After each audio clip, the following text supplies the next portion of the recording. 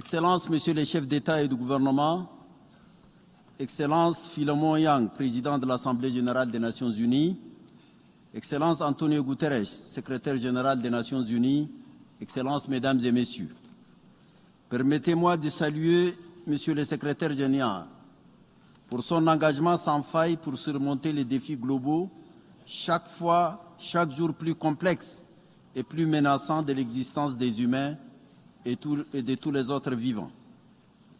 Le sommet du futur, nous y sommes, conçu et organisé sous votre haute impulsion, cher Antonio, peut revendiquer le grand mérite d'avoir donné une image complète des enjeux. Il complète le tableau par l'énoncé de la solution optimale pour surmonter avec succès nos handicaps. Cette solution, c'est l'adhésion de tous les États membres au principe d'un multilatéralisme de solidarité, non d'hostilité, de respect, non de mépris, de paix, non de guerre, de partage, non d'exclusion, de liberté, non d'asservissement, d'égalité, non de suprématisme.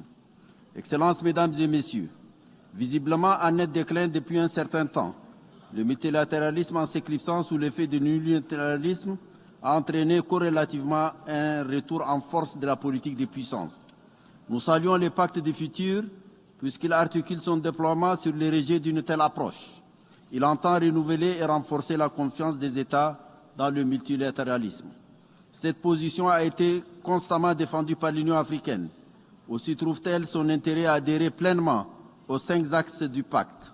En effet, les 60 actions préconisées par le pacte, notamment le Global Digital Compact, recoupe les 7 aspirations de l'agenda 2063. Pour chacun de ces domaines, l'Union africaine a élaboré des stratégies traduites ensuite en plans d'action, bien que leur mise en valeur soit fortement handicapée par la rareté des financements et les déficiences de gouvernance qui ne sert rien à cacher. Il s'agit donc des problématiques qui nous sont familières en Afrique, même si l'Asie et l'Amérique latine se trouvent à certains égards dans les mêmes conditions de précarité que les peuples africains.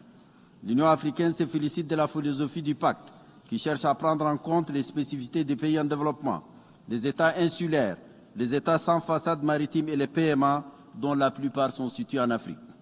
Excellences, Mesdames et Messieurs, si l'Union africaine se réjouit de cette approche holistique qui embrasse dans une réflexion panoramique la totalité des défis actuels et à venir, il n'en reste pas moins qu'elle s'interroge profondément sur les moyens de mise en œuvre de toutes ces actions.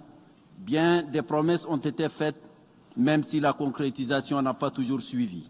Vivement que cette fois-ci, les nantis tiennent leurs engagements, que l'Afrique et les autres parties du monde puisent en elles-mêmes les ressources d'intelligence, de motivation, de volonté et de solidarité nécessaires à leur émergence salvatrice. La sauvegarde d'un environnement sain et des conditions de succès de la révolution numérique sont désormais les meilleures clés du futur. L'hymne aujourd'hui chanté par des centaines de millions de jeunes Africains de 2 sexes nous transmet avec force résonance un tel message de renaissance. Le prochain G20, où l'Afrique sera représentée conjointement par l'Union africaine et la République d'Afrique du Sud, fait face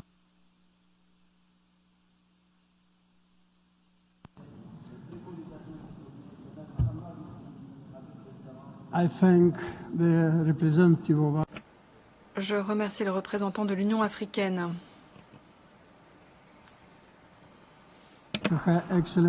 Je donne maintenant la parole